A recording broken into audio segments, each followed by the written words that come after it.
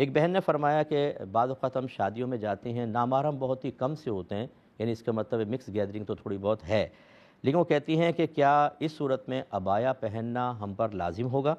اگر ہم ایک لمبی ڈھیلی سی قمیص پہن لیں اور اوپر سے چادر لے لیں جو عبایا کی طرح نیچے تک تو نہ ہو لیکن اوپر کے پورے حصے کو کور کر لے، تو کیا اس طرح ڈھک کر جائیں تو شرعاً کافی ہوگا یا نہیں ہوگا؟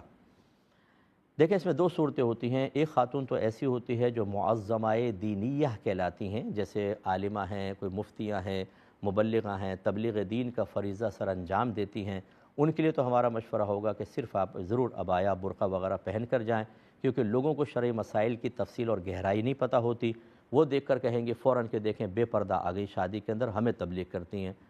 ہاں، ایک عام خاتون اگر جاتی ہیں تو صحیح حکم یہی ہے کہ عورت کو اپنا جسم ڈھکنا لازم ہے، اور وہ برقعے کے ذریعے ہو یہ ضروری نہیں ہے۔ نبی کریم صلی اللہ علیہ وسلم کے دور مبارکہ میں تو برقع تھا ہی نہیں،